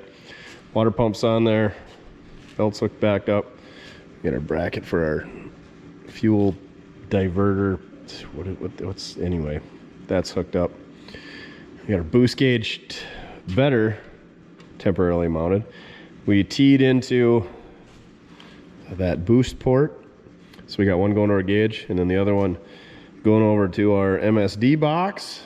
We got valve cover hold downs on there. I got a breather on here now instead of just venting to atmosphere, so hopefully it doesn't spray all our blow by right on our hot manifolds, except for our PCV over here just kind of shooting ahead. So long term, we're gonna put some different valve covers on it because I like aluminum valve covers. And we're gonna leave that for now. I still wanna figure out why the tack ain't working, but we're getting closer to running her in longer and dialing in the carburetors and dialing in the ignition, right? You don't like this thing though, Duff. Oh yeah, we got the alternator on and our alternator belt. All that good stuff as well. Okay, I'm no expert on anything, especially Holley carburetors, but I'm gonna try to show you how to adjust the needle and seat or the float level here. So first thing you do is you take this screw out of the side of the fuel block, and then you adjust your needle and seat. If you screw it down, it's gonna lower your float level. If you screw it out, it's gonna raise your float level. And I think you want your float level just right about at that sight glass. So you just barely crack this flat screw loose, and then you turn this hex clockwise, will lower your float level, and counterclockwise will raise your float level. So turn our fuel pump on and see where it's at and go from there. Getting fuel pressure. Oh, she's a bit high. Whoa. Okay. A lot high. So we'll screw that in. Still high. Hopefully I'm screwing this the right way. There, it just stopped trickling out, so we're going to tighten this back up. And then we'll do the same thing on all the other ones. Put our plug back in. And that way, you're not getting too much fuel or starving the carburetor of fuel.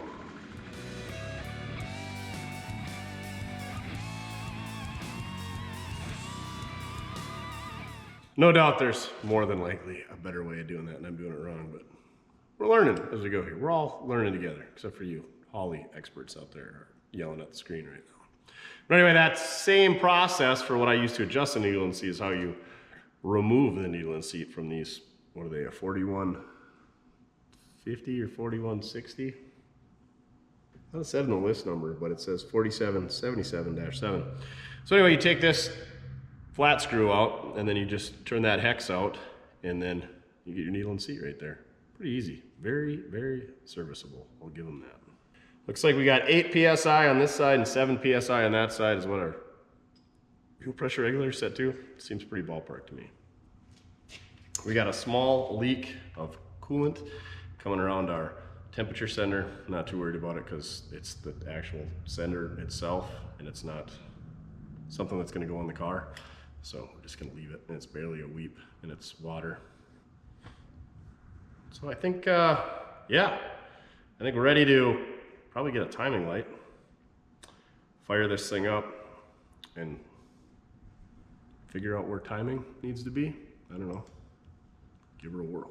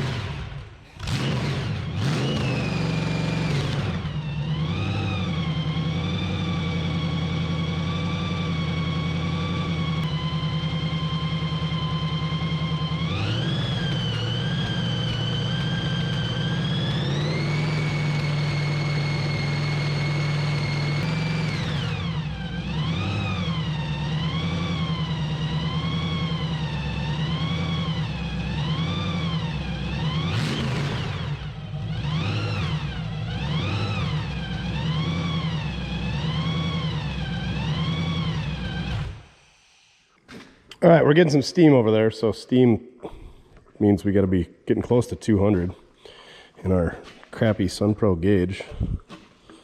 Well, now it's deciding to work. It wouldn't come off of 100 before. According to this, now it's at, oh, about 185. Yeah, she's warm. Not like hot, hot. I think we could still put our hand on the radiator hose. Oh yeah, she's not that warm. So look at this. First time seeing a timing light on the channel, most likely, because I just do everything by ear. And we're at like 24, 26. I kind of want to get in that 28 degrees of timing.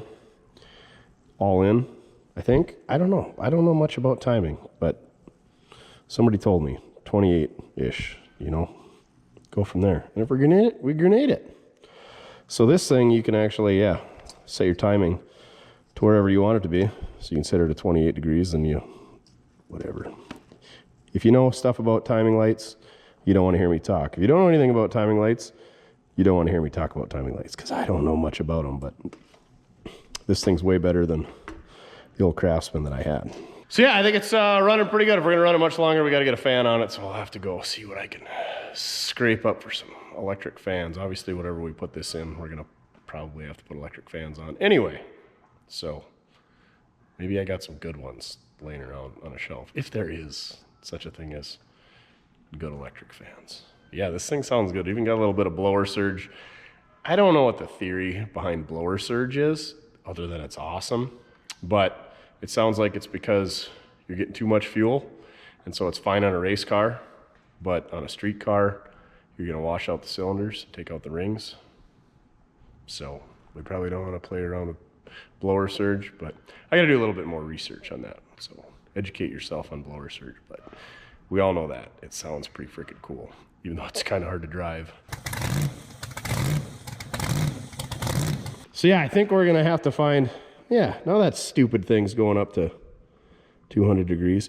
We should probably look to see if this thing's got a thermostat in it. That's warm, so if there's a thermostat, it's working. We should check to make sure it's got a thermostat in it and that it's working if it does. And then, yeah, we gotta get a fan on it. She's slowly creeping up. 200 ain't bad, but I'm gonna do a little bit more research on timing where we gotta be, but seems like it's happy. Carbs seem pretty dialed in. Idle, it kind of sucks on these because there's so much linkage, and so it can bind, you know, down here. It can bind on that joint, it can bind on that joint, it can bind on that shaft, it can bind on that joint or that joint, or, you know, then your typical carburetor stuff. So there's just a lot of stuff going on there, but we got idle set at about 1,000 degrees. 1,000 RPM. That's the beauty of this. What is this? An Innova 5568A.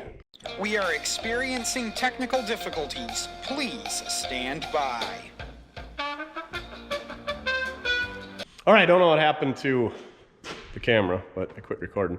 Anyway, I think we got this thing pretty well dialed in. I don't think our accelerator pump is working on this carburetor, so we'll have to look into that. And, well, yeah, they should have, I think 3 of the 4 accelerator pumps are not working right now. And they should be squirting out of those squirters there and there and there, but this one's the only one that's squirting. So we'll have to get that adjusted. I got this fancy timing light. You don't see timing lights on the channel ever. So we got this thing. You can set your timing to wherever it needs to be. You can, it shows you your engine RPM. This thing's pretty fancy here. You got adjustable timing. It tells your voltage. Does a bunch of things that I don't know how to do. We gotta get a fan on it. She's sitting at about 180, 185. The thing wasn't creeping up before, so I don't know. I'd like to fix that leak too, and probably just put a different temp gauge in it, but that won't happen. We gotta get a fan on this thing if we're gonna run it a whole lot longer, which I think we should, just to get stuff like those accelerator pumps dialed in and get our timing dialed in. Right now I got it set at, it's about 24 degrees, but I think we want to be closer to 30, you know, 28, something in that range. We can play around with that. And then we got that boost retard built in. And, you know, obviously this thing doesn't have vacuum advance. I don't think there's a mechanical advance in there just because of the way that that thing is set up. So I don't know. We're just kind of winging it here. But it seems to run good. Seems to be happy. I don't know. Let's see how it starts. It seems like the advance was a bit excessive. Give her a little. Well, we probably pumped it a few times already. Yeah, she's a bit too far advanced. Seems like. Ick. Poor starter.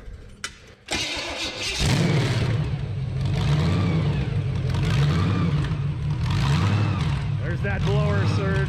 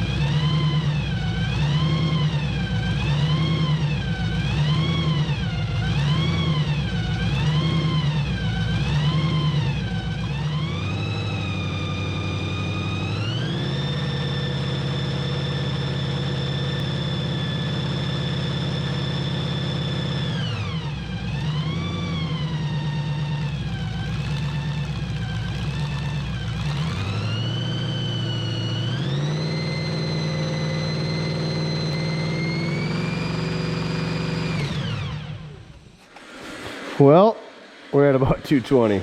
We probably better let her cool down a bit. Yeah, I got her set at 30 degrees at about 2,500 RPM. I don't know what I'm doing, but I got it at 30 degrees at 2,500 RPM. That's where we're at. Now we're gonna go have a sandwich and let this thing cool down and look for a good electric fan if there is such a thing in our stash, especially. All right. Yeah, this Innova 5568A is the part number. Pretty neat piece of equipment. Be even neater if I knew what I was doing. I don't recall what these come off of, but it's just about, it's the perfect width and height. The holes are a little bit off, so I think we're just gonna offset it a little bit, use 2 of the existing holes and only have to drill 2 as opposed to drilling 4. Or should we just drill 4? I don't know. And then we gotta make sure that we wire them in to be pushers and not pullers. And I know they're more efficient pulling versus pushing, or you're supposed to flip the blades, or I don't know what we're just gonna make sure it's moving air the right direction. Remind me to do that. But first things first, we gotta clamp it, Jed style. Well, doggy. And drill some holes. So let's do that. That radiator, she's warm. Oh no, my locking pliers lost its spring.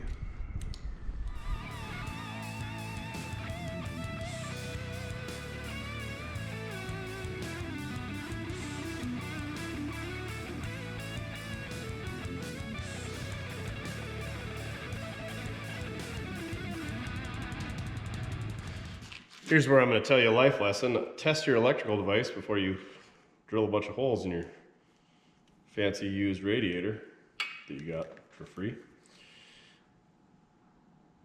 Yeah. Make sure your fans work before you go through the effort to install them. I'm sure they're fine. I'm guessing we just got a background. Where is it going to be?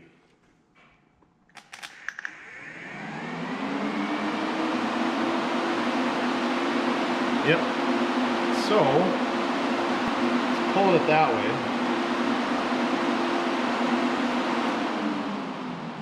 Now that I think about it, you know, fans, they have it set up to move air the opposite direction of the car, because you don't want it to be pushing it against the wind that you're driving. You know, you don't want to do that. But since this thing isn't going down the road, I don't see the reason with leaving them hooked up this way, and then I guess we're pulling hot air off the engine through there.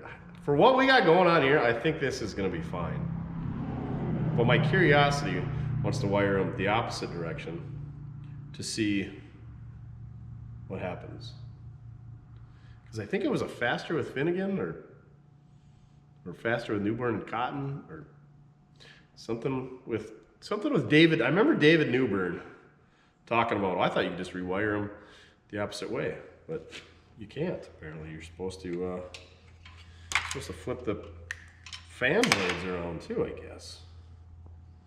So we gonna find out now.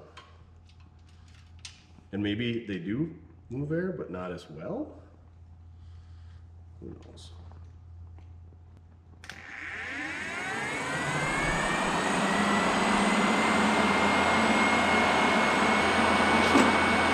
We'll give it the paper test, see if it sticks.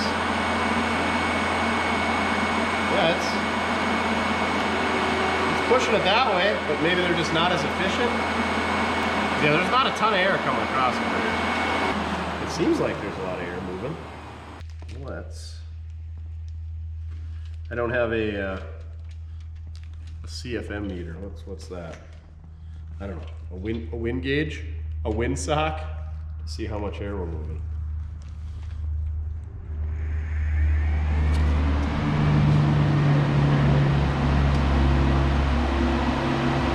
Definitely feel a lot more air moving this way. So we're just gonna leave it that way. It's gonna pull hot air off the engine across, but it's not like it's pulling through a hot engine bay, it's pulling it from everywhere. And if we gotta flip it around because it's not keeping her cool, we'll flip it around.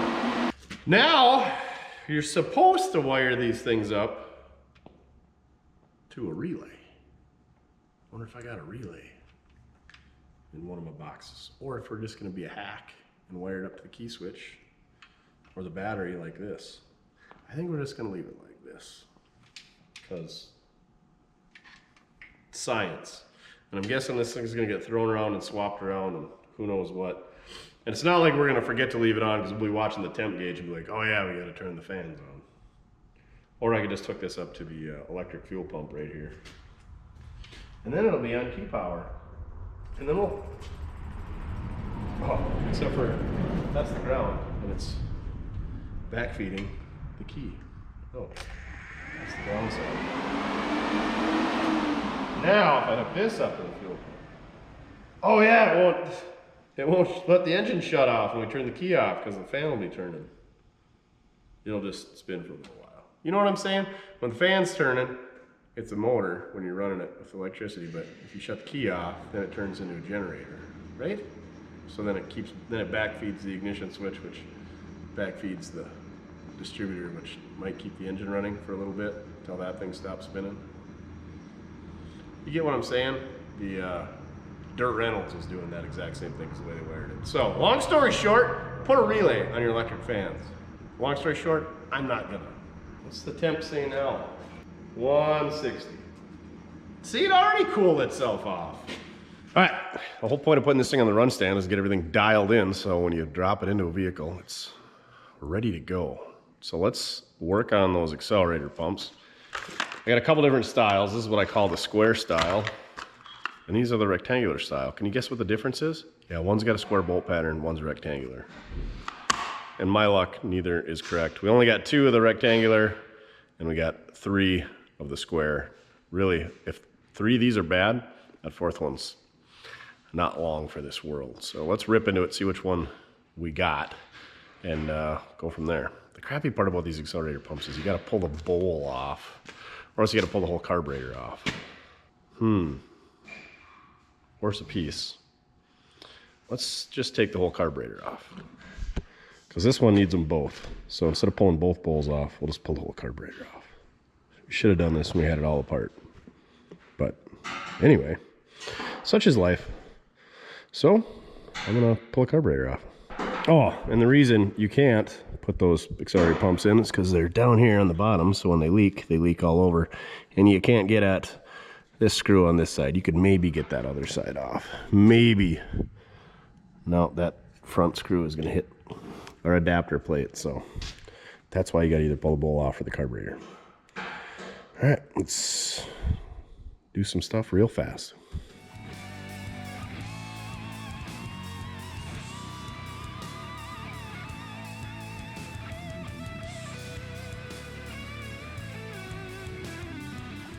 All right, let's get this accelerator pump assembly removed, and then I'll show you the diaphragm underneath.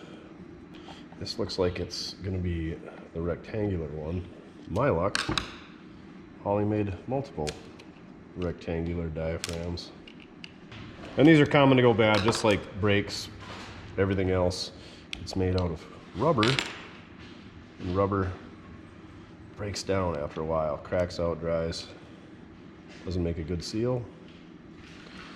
And then you don't get no squirty squirt.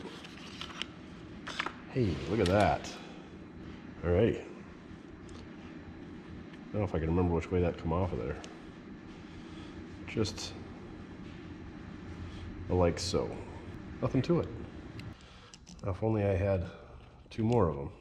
1 more would be all right, but since we're going to take that other side apart, we're just going to put all of them in there. Because like I said, if 3 of them are shot, that 4th one ain't long for this world. And the problem with these is once they start leaking, then you got yourself a fire hazard. And we don't want to be burning down the shop or a blower motor or whatever we put this thing in. That's weird. This one seems like it's squirting. Well, we're this far, we're putting a new one in.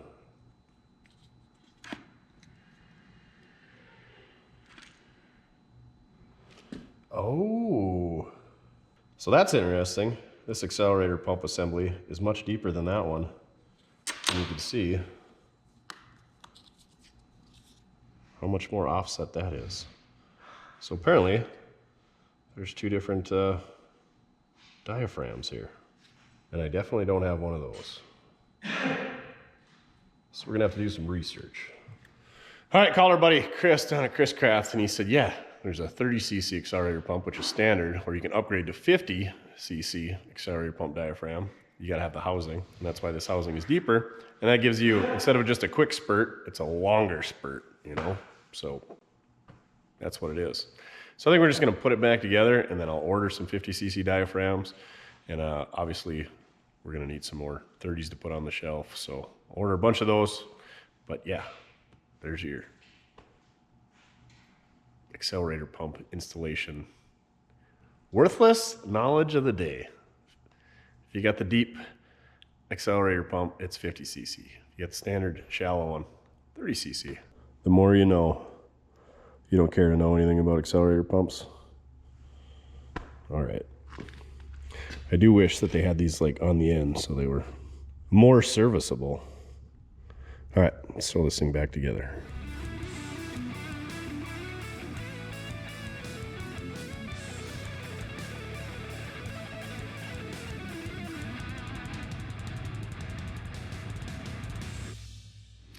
All right, there you have it. We took a bone stock small block Chevrolet bottom end, threw this blower on it, and place your bets below with what you think is going to grenade. Is it going to be the rods? Is it going to be the piston? What do you think it's going to be? Duff's rolling over saying it's going to be a bottom end. Also, leave a comment with what you think we should put this in. We got all kinds of options. I was really thinking the bubble top, because then we could cut a hole in that hood, and it's not that good. But it also doesn't have brakes. It doesn't have a fuel system, so we could cater the fuel system to this, but then we'd have to put an electric fan on it. We got the brakes out of the wagon, but they're drum. Should be good enough for a blower. It's good enough for the bottom end that we're gonna grenade, so. Thank you very much for watching. Check out other videos. Go check out mortske.com. And remember, it doesn't matter how you get it done, as long as you're having fun. Blower motors are fun, aren't they, Mojo? You bet. You bet. Duff says yeah. They make a lot of noise. So does Duff. The good kinds of noises. Yeah, until they don't.